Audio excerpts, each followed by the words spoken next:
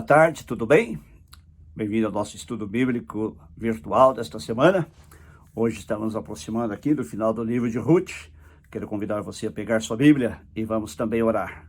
Pai, muito obrigado pela oportunidade que nos dás de estudarmos Tua Palavra neste dia e pelo Teu cuidado para conosco, Teu amor e por Tua proteção. Abre nossas mentes agora e nossos corações para ouvirmos a Tua Palavra, aprendermos dela, extrairmos lições práticas para as nossas vidas. Em nome de Jesus. Amém. Amém. Abra comigo sua Bíblia em Ruth. Já vimos da semana passada como ela se aproximou de Boaz, como o Boaz falou ao coração dela, e ela também lhe pediu que Boaz casasse-se com ela. e ele responde, Ruth capítulo 3, versículo 10. O Senhor abençoe, minha filha, este seu gesto de bondade é ainda maior do que o primeiro, pois você poderia ter ido atrás dos mais jovens, ricos ou pobres. Agora, minha filha, não tenha medo, farei por você tudo o que me pedir. Todos os meus concidadãos sabem que você é mulher virtuosa. Mais uma vez, então ele exalta a virtuosidade dela. Já comparamos na semana passada a mulher virtuosa de Provérbios capítulo 31. E agora ele diz, é verdade que sou resgatador. Já falamos também sobre o conceito de parente resgatador ou parente remidor. Você deve se lembrar. Mas há um outro que é parente mais próximo do que eu. Passe a noite aqui, de manhã veremos. Se ele quiser resgatá-la, muito bem, que resgate. Se não quiser, juro pelo nome do Senhor que eu a resgatarei. Deite-se aqui até de manhã. Ela ficou deitada aos pés dele até de manhã, mas levantou-se antes de clarear para não ser reconhecida. Boaz pensou, ninguém deve saber que esta mulher esteve na eira. Por isso disse, traga-me o manto que você está usando e segure-o. Ela o segurou e o homem despejou nele 6 medidas de cevada e o pôs sobre os ombros dela.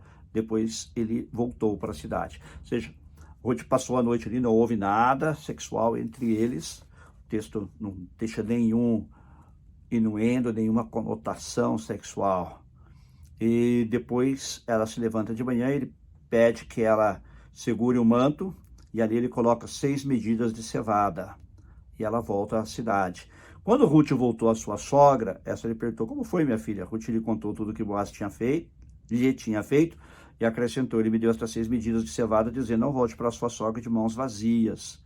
Disse então Noemi, agora espere, minha filha, até saber o que acontecerá. Sem dúvida, aquele homem não descansará enquanto não resolver esta questão hoje mesmo. Então, agora quando ela volta, trazendo inclusive alimentos extras para a sua sogra, esta lhe diz que ela espere, ela, Noemi, agora está confiante em que o Senhor está cuidando de tudo através da sua providência, como nós já vimos, providência, a mão de Deus trabalhando nos bastidores. E ela conclui dizendo, esse homem sem dúvida não descansará enquanto não resolver essa questão hoje mesmo. Aí o que acontece é que Boaz sobe até a porta da cidade, ele se senta e porque ele havia dito a Ruth que havia um outro resgatador, que era um parente mais próximo do que ele. Então, na verdade, aquele outro parente teria prioridade. E ele diz, olha, se esse outro resgatador não quiser resolver esta questão, eu resolverei. Como de fato agora ele vai fazer. Ele reúne 10 líderes da cidade e quando passa o resgatador, ele lhe diz, Noemi, que voltou de Moab, está vendendo um pedaço de terra que pertencia ao nosso irmão Elimelec. Pensei que devia apresentar-lhe o assunto na presença dos líderes do povo, sugerir-lhe que você adquira o terreno. Se quiser resgatar essa propriedade, resgate. Se não, diga-me para que eu saiba, pois ninguém tem esse direito a não ser você, e depois eu. Eu a resgatarei, respondeu ele. Boaz, porém, lhe disse, no dia que você adquirir as terras de Noemi e da Moabita Ruth, estará adquirindo também a viúva do falecido para manter o nome dele em sua herança. Boaz diz então agora ao resgatador, ao remidor, que estaria incluído no fato de ele fazer o resgate daquela terra, ele teria também que adquirir, entre aspas, ele estaria recebendo também a viúva do falecido, tá? Ou seja, ele teria que cuidar de Noemi e de Ruth. Diante disso, o resgatador respondeu, nesse caso, não poderei resgatá-la, pois poria em risco a minha propriedade. Resgate você mesmo, eu não poderei fazer. O que ele quer dizer é o seguinte, embora a Bíblia não dê o detalhe, se eu a resgatar a terra, também terei que levar Ruth e Noemi comigo.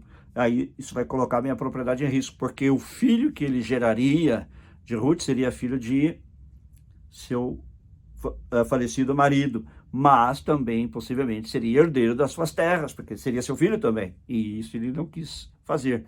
Então ele diz que, então, neste caso, ele não tinha muito interesse. E aqui, ou melhor, ele tinha interesse nenhum. E aqui diz o versículo 7, antigamente Israel, para que o resgate e transferência de propriedade fossem válidos, a pessoa tirava a sandália e a dava ao outro, assim oficializava os negócios de Israel. Quando, pois, o resgatador disse a Boaz, adquira você mesmo, tirou a sandália. Então, é uma maneira de fazer negócio, como a gente tem contratos assinados nesse tempo, se tirava a sandália. Então, ele tirou a sandália na presença das testemunhas, eram 10 líderes de Israel, e disse, adquira você mesmo. Então, Boaz anunciou aos líderes e a todo o povo ali presente. Vocês hoje são testemunhas de que estou adquirindo de Noemi toda a propriedade de Elimeleque, de Quilion e de Malom. Também estou adquirindo o direito de ter como mulher a moabita Ruth, viúva de Malom, para manter o nome do falecido sobre a sua herança e para que o seu nome não desapareça do meio da sua família dos registros da terra, dos registros da cidade. Vocês hoje são testemunhas disso. Então, Boaz agora assume seu papel de resgatador. Os líderes e todos que estavam na porta confirmaram, somos testemunhas, faça o Senhor com essa mulher que está entrando em sua família, como fez com Raquel e Lia, que juntas formaram as tribos de Israel. Seja poderoso em Efrata e ganhe fama em Belém. E com os filhos que o Senhor lhe conceder dessa jovem, seja a sua família como a de Perez, que Tamar deu a Judá. Olha que coisa linda, né? As autoridades de Israel estão dizendo, nós somos testemunhas. E você então resgate a terra, case com Ruth, e que os filhos que, porventura, ela lhe der, sob a bênção do Senhor, eles aqui dizem, faça o Senhor com essa mulher que está entrando em sua família, como fez com Raquel e Lia. Então eles dizem, assim como Deus fez com Raquel e Lia, que deram origem às 12 tribos de Israel, que ele possa também dar a essa mulher filhos, como dessas duas mulheres, também como a família de Perez, que Tamar deu a Judá. Na verdade, lembre-se de que Boaz era descendente também de Perez. Perez gerou Esrom, se você vê isso nos últimos versículos, 18 e 19, né? E tem aí as gerações até chegar a Boaz e depois ao rei Davi. Então, eram da tribo de Judá. Ok? Então, eles produziam uma bênção de Deus sobre aquela mulher. A mulher aceitou o Deus de Israel, ela se converteu. Não há mais maldição, não há mais separação, não há mais motivo para que ela seja separada do povo de Israel. Quero ler com você aqui em Efésios, capítulo 2, passagem que eu já até mencionei, creio que na semana passada, mas que eu não tinha lido, que diz que essa era a nossa situação também, quando nós não conhecíamos a Jesus, não é? Versículo, Efésios 2, 12 e 13. Naquela época vocês estavam sem Cristo, separados da comunidade de Israel, sendo estrangeiros quanto às alianças da promessa, sem esperança e sem Deus no mundo. Esta era a condição de Ruth antes dela se converter ao Deus de Israel.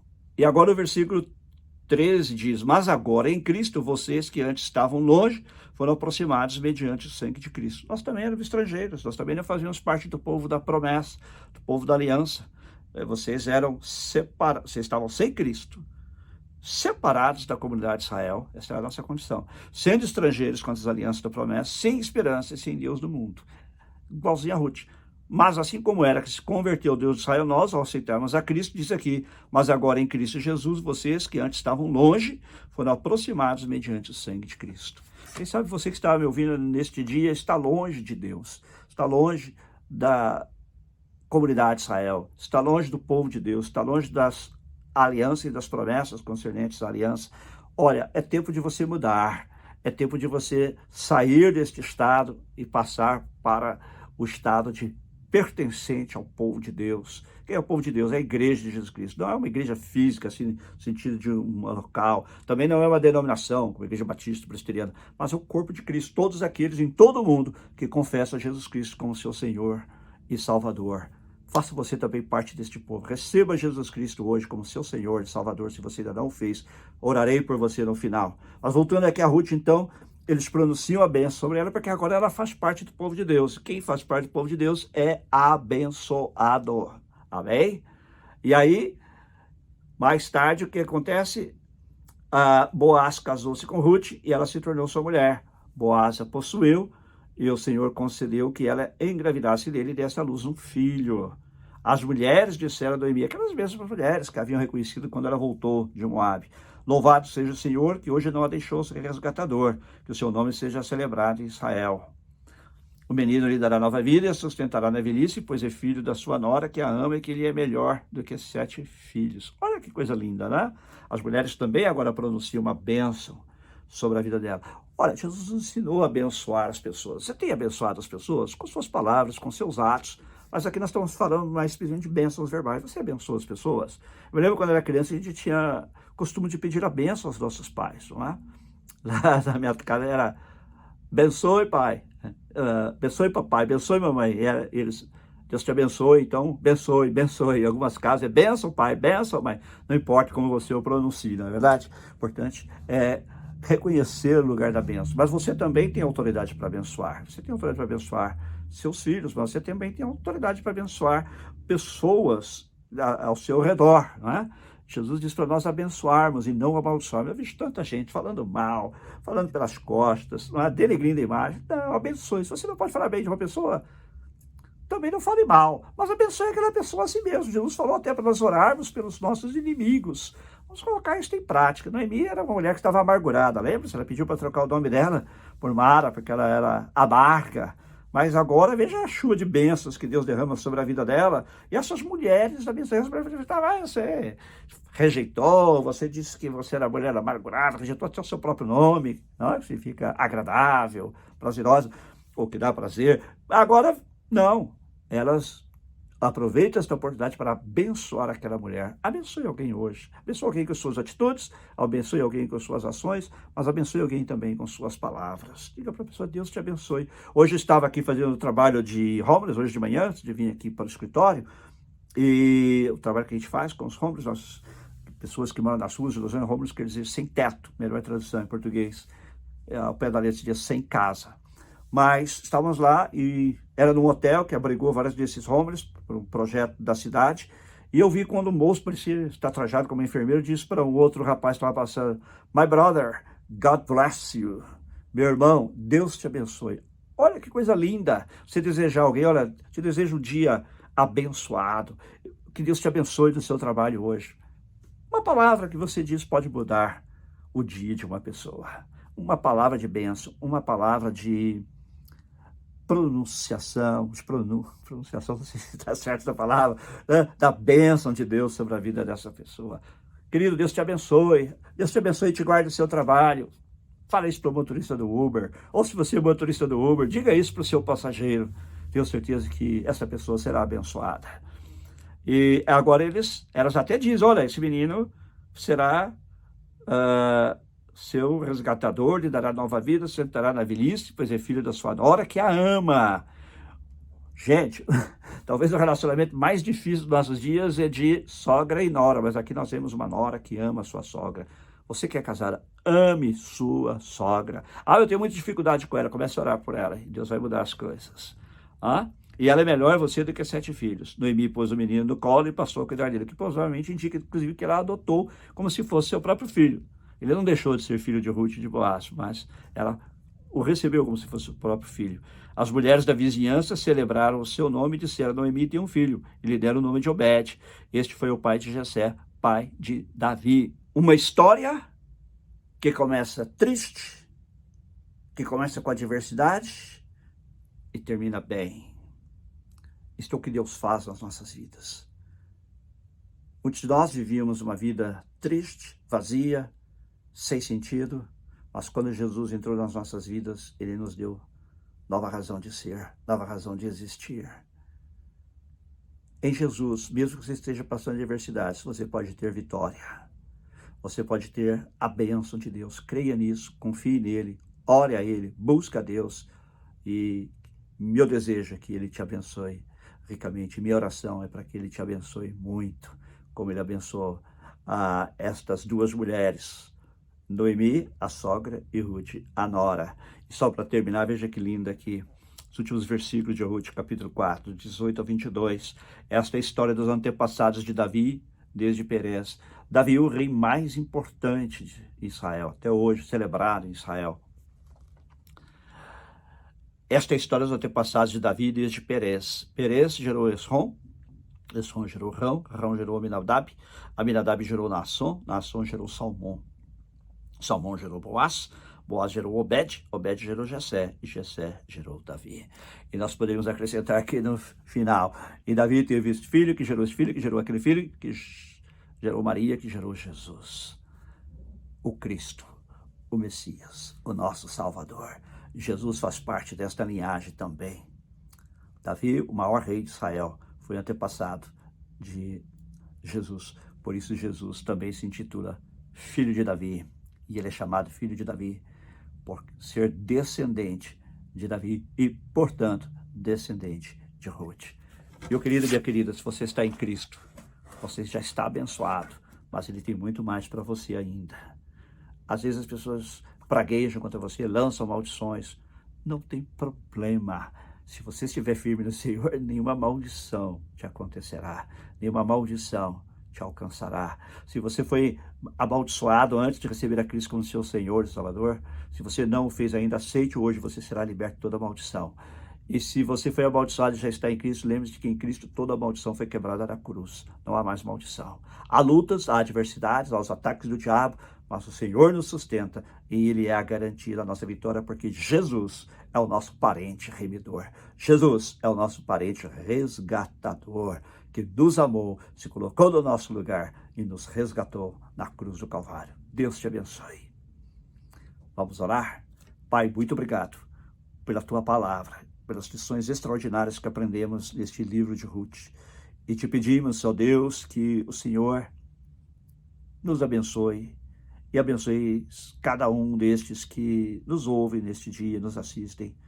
Traz tuas bênçãos às suas vidas. Ajuda-nos a lembrar sempre de que a tua providência está em ação. Às vezes nós não vemos porque o Senhor está agindo nos bastidores, por trás das cenas, e a gente não consegue ver, mas ajuda-nos a entender e a crer que em todo o tempo a tua mão está sobre nós e por detrás de nós e ao nosso redor, e também à nossa frente, para nos guardar e para guiar as nossas vidas como o Senhor guiou a vida de Ruth ao encontro de Boaz, e cujo coração também o Senhor preparou. Eu quero orar também por aqueles jovens solteiros ou adultos solteiros, Senhor, que também estão orando por um Boaz, orando por uma Ruth, que o Senhor possa dar no teu tempo a estes homens e mulheres aquela pessoa a quem vão amar, mas que seja uma pessoa que, sobretudo, ame o Senhor, antes de amar esta mulher que está buscando o marido, antes de amar este homem que está buscando uma esposa, que ame o Senhor, pois esta, como vimos, é a maior e melhor característica que alguém pode ter. Abençoa, Senhor, a todos, abençoa também, suprindo todas as necessidades físicas, materiais, financeiras, de trabalho, Pai. Abençoa cada família também, em nome de Jesus. Amém. Agora eu quero orar por você que quer receber a Cristo como seu Senhor e Salvador. Repita comigo esta oração, diga: Senhor Jesus, reconheço que sou pecador, perdoa-me os meus pecados. Sei que tu morreste por mim na cruz do Calvário e és o meu resgatador, o meu redentor, o meu remidor. Perdoa-me os meus pecados, me redime, me resgata e me faz teu filho, tua filha, e me ajuda a te servir e a te seguir todos os dias da minha vida. Em teu nome. Amém. Deus te abençoe. Semana que vem voltaremos com o nosso estudo bíblico virtual, mas lembre-se, antes temos nosso culto domingo, às 5 horas da tarde, horário de Los Angeles, 9 horas da noite, horário de Brasília. Depois da terça-feira também a nossa célula virtual, mesmo 7 horas da noite, horário aqui de Los Angeles, 11 horas da noite, horário de Brasília. E na quinta-feira estaremos de volta, mesmo horário, 7 daqui, 11 da noite de Brasília. Perto quero estar, junto aos teus pés, pois prazer maior não há que me render e te adorar. Tudo que há em mim, Senhor, quero te ofertar. Mas ainda é pouco, eu sei, se comparado ao que ganhei. Não sou apenas servo, teu amigo me tornei. Te louvarei